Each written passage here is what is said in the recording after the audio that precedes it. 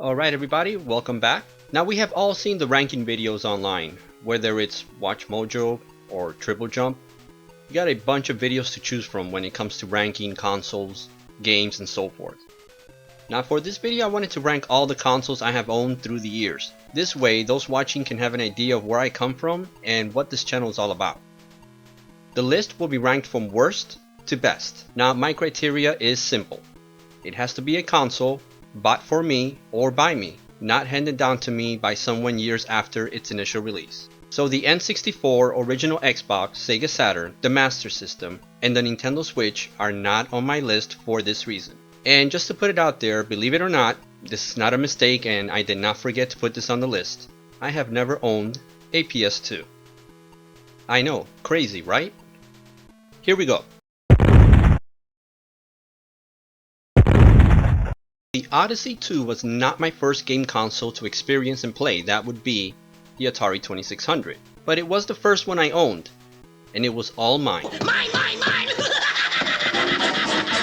I will never forget it. My dad bought it at Sears for $35 on clearance.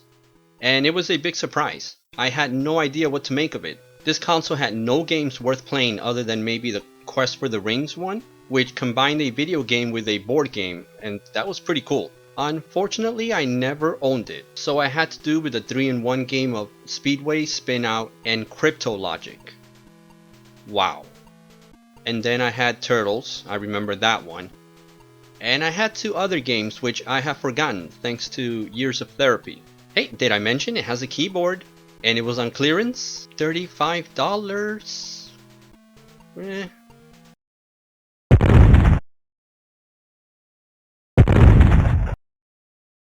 Ah, the Sega Nomad. This thing ate batteries for breakfast, lunch, and dinner. It was a battery monster. Playing Genesis games on the go back then was so freaking awesome. Pretty sure that Sega and battery manufacturers were in on some partnership on this one. Battery makers were rooting for this thing to flourish. I mean, I love playing games like Ghouls and Ghosts and Revenge of Shinobi on the go for about 30 minutes before the batteries died. So much fun. Hey, at least it had backlight. Yay? You want to really play Genesis games on the go? You took your Genesis with you. I mean, the good thing about owning a Nomad, you get to say you own one. Hey look, I own one. Yay! Yay! Who cares?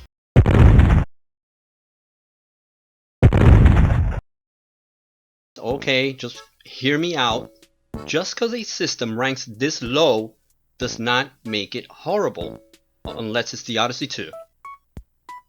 Or the Sega Nomad. The DS is a great handheld. It's just that handheld gaming was never a big thing for me. But I did buy it and I did enjoy it for what it was. Mario Kart was great when playing ad hoc with other DS owners nearby, and I had 2 great Castlevania games that I played a lot on the DS. I have yet to finish the Professor Layton games I have tucked away somewhere. I have 2 of them. Oh, and don't get me started on Animal Crossing Wild World. I'm sorry, what's that? I've been away that long? No, I wasn't dead. So I've been gone a couple years or so. I just went out to get some milk. Relax.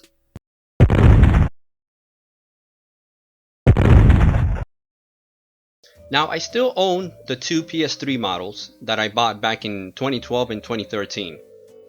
This one here I placed a Metal Gear skin I made through photo paint. I love it. I still play it from time to time.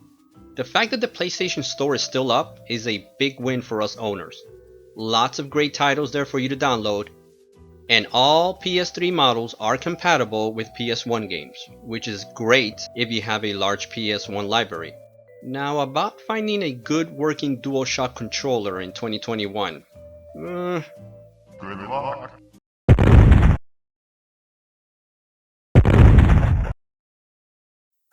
One of the great Nintendo handhelds, cause they're pretty much all great.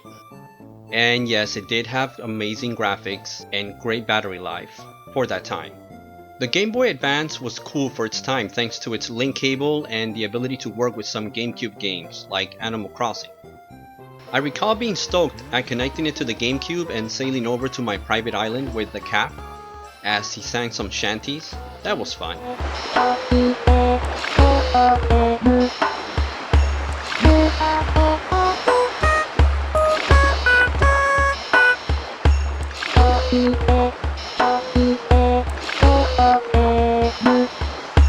This handheld is also home to one of my favorite Metroid games ever, Fusion. But it was also home to so many great titles including Castlevania, Aria of Sorrow, Mario vs. Donkey Kong, and the Mega Man Zero games. The only thing I hated about owning this thing was that it didn't have a backlit LCD originally. That was annoying, but at least it wasn't a battery monster like the damn Nomad. I can still hear you. Yeah, I know you can hear me. And I recall wasting so many hours on Final Fantasy Tactics Advance as well. I also bought the card reader, believe it or not. I still think they could have done a lot more with the card reader, but you know, who knows, that's just me.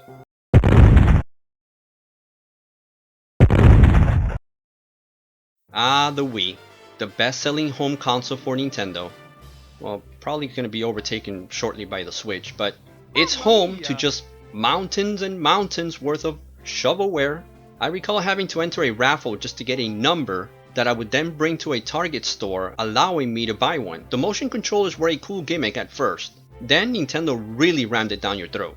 But it did have full backwards capability with the GameCube, something I still used to this day. That's why it ranks this high. The Wii for me only had a handful of really good games. Twilight Princess for me was the only true title that I enjoyed on it.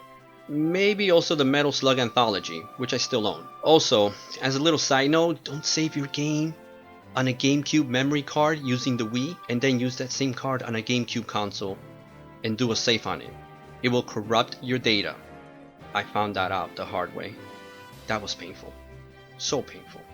Now I'm sure third-party TV warranty sales were at their peak from 2006 to 2011 thanks to the motion controllers and the way Nintendo forced you to play so many games using the Wiimotes as imaginary lightsabers. Ah, fun times.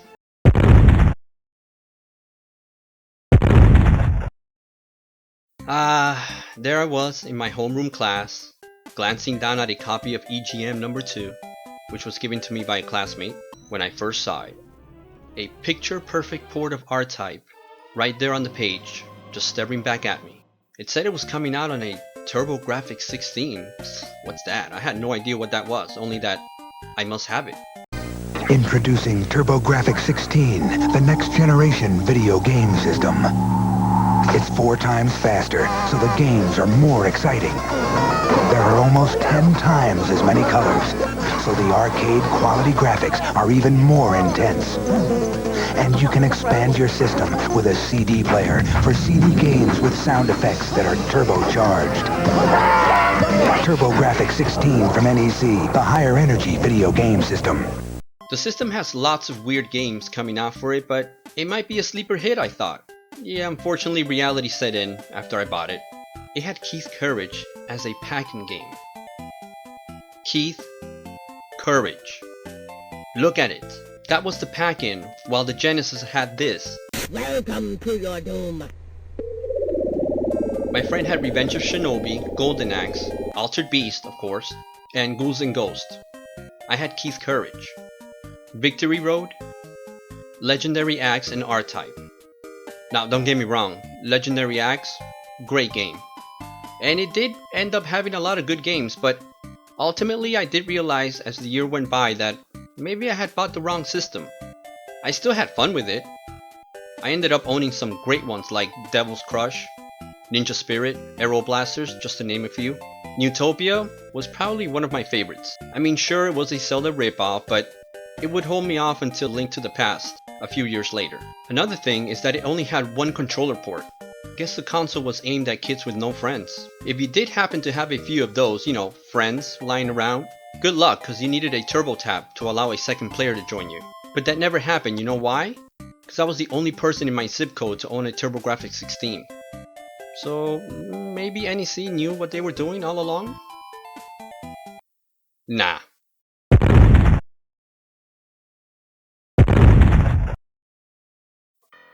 The PSP. Ah, this little guy here. way ahead of its time when it came out. Thing is, I didn't get one until 2011, yet it was still awesome. Tons of great games, and since I had a 1000 model, I was able to hack it to play emulators. Don't tell anybody. That alone makes this handheld a multifaceted monster in my book, and my favorite handheld system, at least until I can get my hands on a Steam Deck model. Wait, what? What was that? Delayed? What the fuck? Anywho, trying to find a good battery nowadays for one of these, it's almost impossible. Yeah, at this point it's no longer a portable system for me, but it's still fun to play it at home from time to time, and games are not that expensive if you're looking to collect for it, assuming your disk drive still works. I had fun playing games like Tomb Raider Anniversary Edition, Katamari Damacy, plus I had Castlevania Dracula X Chronicles, which let me play the original Rondo of Blood, an updated version of it, and Symphony of the Night, all on the go. How can you go wrong with that? This system was just awesome.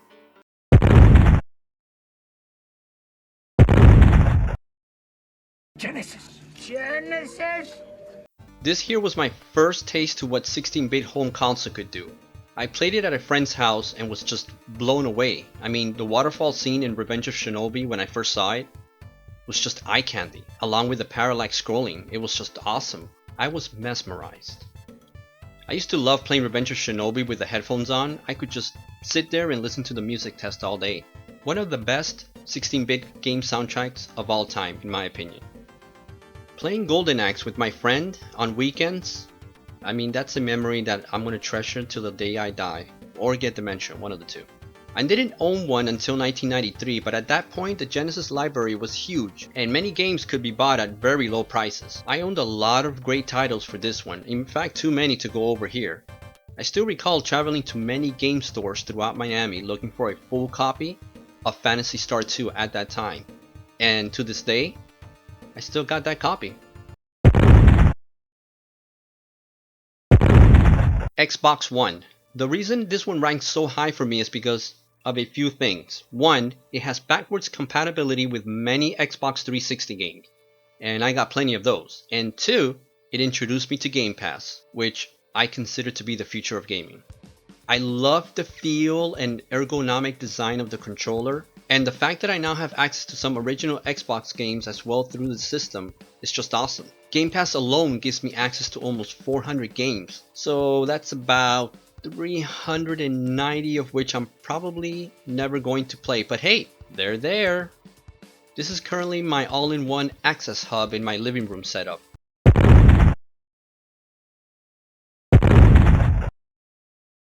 Xbox 360. It was 2010 and that was my introduction to HD gaming. Xbox Live is what really made the system stand out. You know what I mean? You're like, hit me! And I was like, I'll break your jaw, and why the would you want me to hit you, dog? I'll collapse your face in. Hit me then! Hit me! I'm not gonna hit you first! You ass bitch, dog. Chris. Hey, that's why, look, that's why I get beat up all day. Ah, the young days of online camaraderie. And the arcade marketplace was really great too. The fact that so many great games were available for this system made it a no-brainer for me. It introduced me to the Gears of War franchise. It was home to some good RPGs not called Final Fantasy, like Blue Dragon. It didn't play Blu-rays, but by that time, streaming was already big, so that was no longer a priority for me. I had to return mine twice to Microsoft for the Red Ring of Death edition. Still a fun system though, when it worked.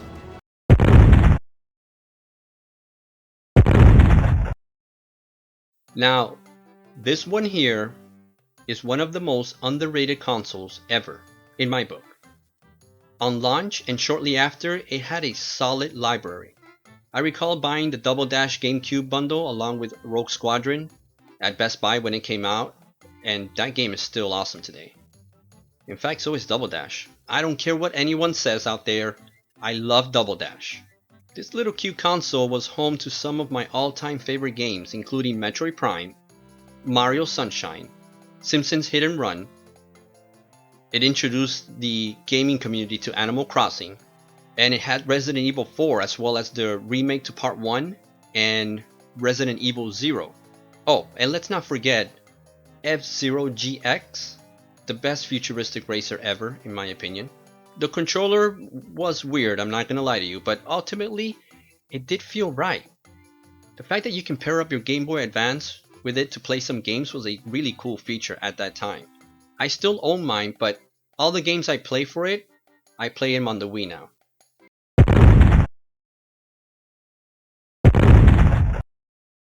Hoping to win back a larger share of the market. CNN technology correspondent Rick Lockridge reports. In the cutthroat video game industry, one word seems to be all-powerful. The graphics. Graphics. The graphics. Better graphics means it's more realistic.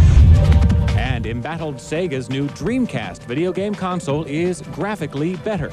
Ah, this baby had so much hype for me. It was Sega's return to form after that 32X and the Sega Saturn debacle.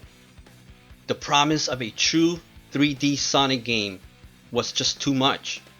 So when I got mine for the Christmas of 2000, I was set.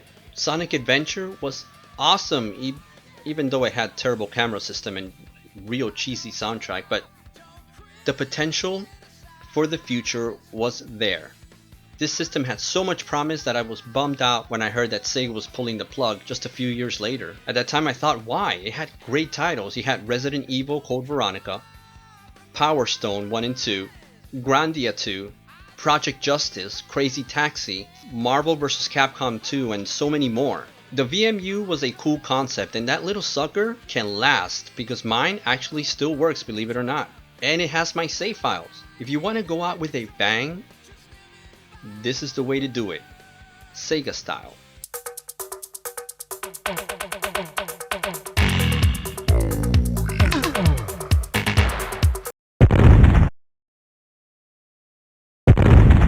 PS1. This right here was the one that brought me into the 3D gaming revolution. I sold off another console I had to buy this one. Today I regret that decision, but back then it felt right. I had enough money to buy the PS1 and 5 games with it.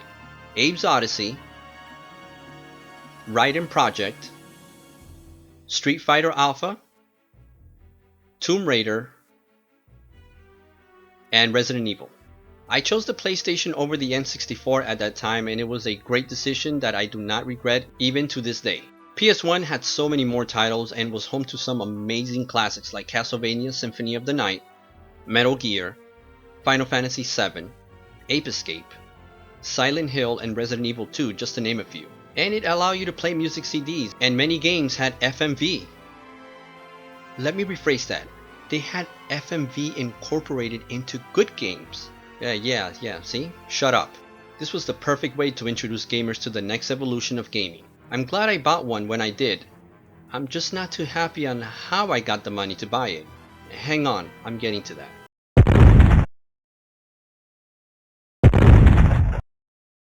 Now you're playing with power, superpower.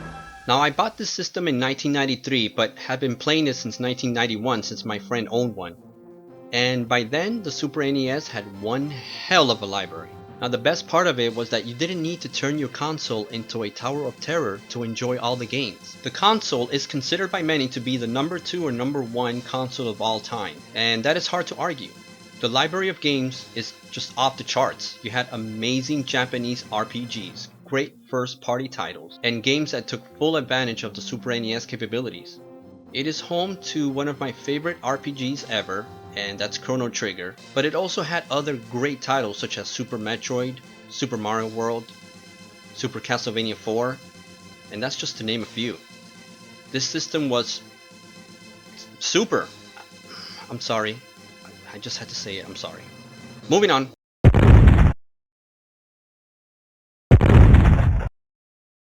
I think the reason I hold this console so dearly is because of a few things. First, it took me 5 freaking paychecks to save up to get this console. So at the time it just felt as a great accomplishment for me. I busted my ass to get this console. And what did I get for it? Arcade type graphics and gameplay right at home. You wanted more power. Arcade-like 4-dimensional graphics and 15-channel stereo sound. Neogeo. There's no stopping us now. All of a sudden I had friends I didn't even know I had. I even found out I had a kid who lived next door to me that was the same age as me, and he liked the Neogeo too. I mean, what are the odds of that? The console I bought came with 2 controllers and Magician Lord, and I got Samurai Showdown 2 as well.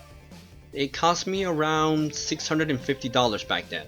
In all, I ended up owning just 6 games in total: Football Frenzy, Viewpoint, Cyberlip, and King of Fighters 94. I recall getting Football Frenzy for about 40 bucks at a store called Incredible Universe as it was closing down, and it was the cheapest game I bought. Games were just way too expensive. I ended up selling the entire Neogeo collection of mine on eBay for about $800 back then. A decision I regret to today. Back then, I thought I had made the right decision, cause with that money I bought a PS1. I miss the Neogeo more than all of my other consoles for some reason, including my #1 ranked console.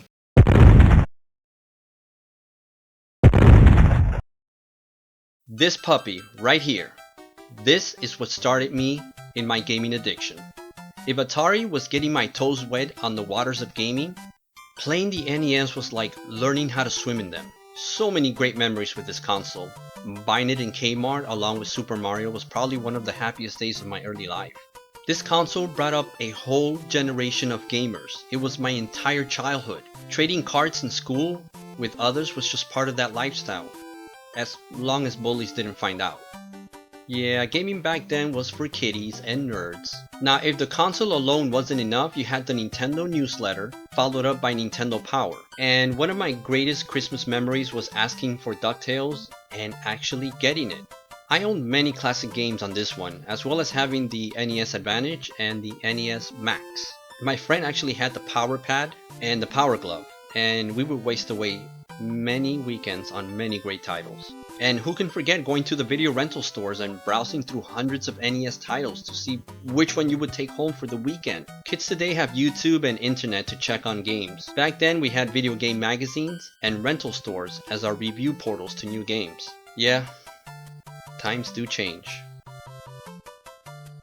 And that ends my list of consoles I owned. Now, how would you rank your console library? Don't worry if your favorite console didn't rank high, or maybe was not even included on my list. Everyone has different experiences and memories with consoles and their games.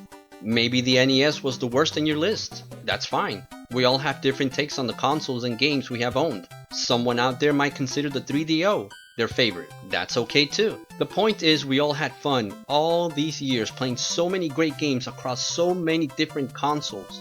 Yeah, even if you own the Odyssey too. Yeah, I see you there. Now, I hope you guys enjoyed this video. Please subscribe and help support the channel. Until next video, as always, take care of yourselves.